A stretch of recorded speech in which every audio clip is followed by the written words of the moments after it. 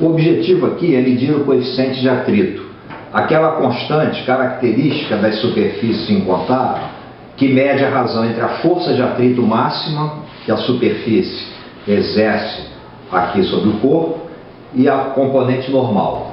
Uma das maneiras de determinar o coeficiente de atrito é diretamente a partir da sua definição, a razão entre o valor máximo da força de atrito para uma correspondente força normal aqui exercida pelo plano. A gente então pode medir aqui o valor da força normal, o valor da força de atrito e efetuar essa razão. No caso da força normal, como o bloco está simplesmente apoiado sobre a superfície, ela vale o seu próprio peso. E a gente então vai determinar esse peso aqui no dinamômetro. Dá para você ver aí, ó, cerca de 5 newtons.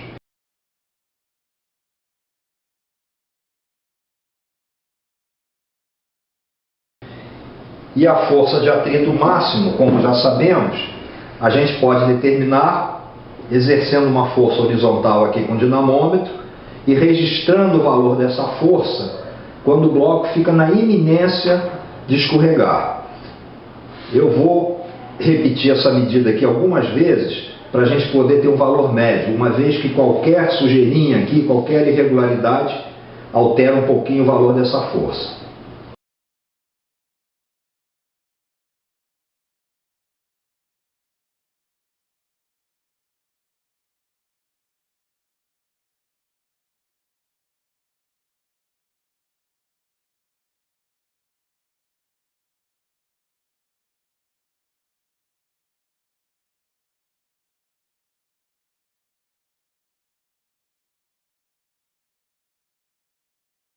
Portanto, na média, uma força de atrito da ordem de 1,2, 1,3 newtons. Vamos adotar aí o valor 1,25 newtons, que relacionada com o valor da força normal, 5 newtons, nos dá então para o coeficiente de atrito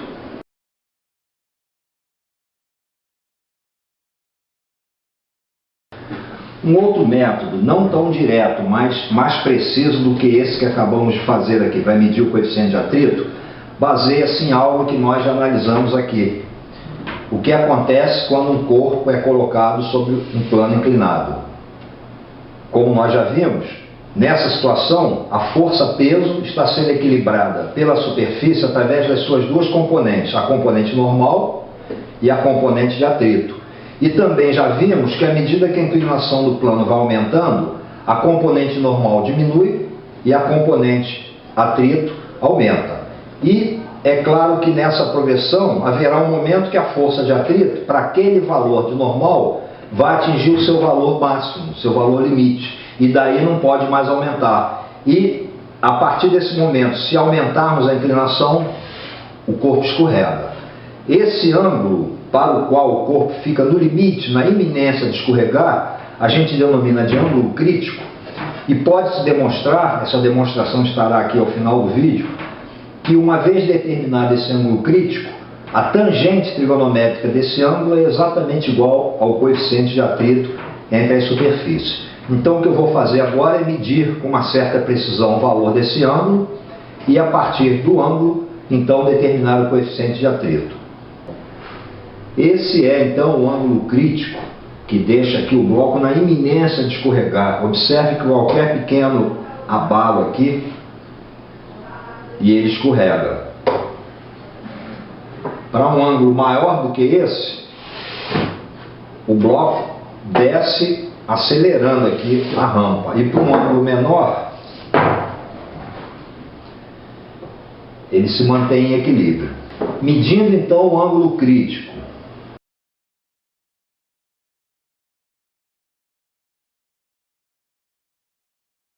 e calculando agora a sua tangente,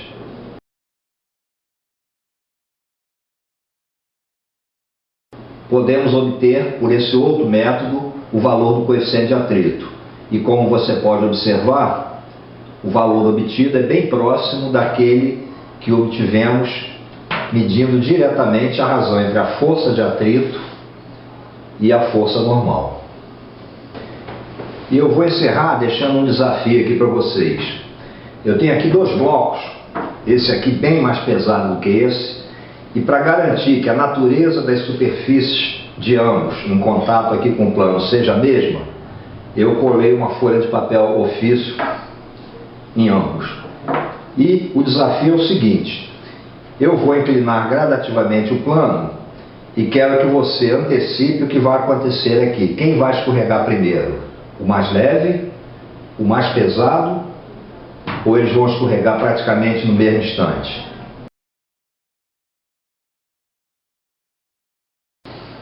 E aí? Qual a sua resposta? Vamos conferir aqui?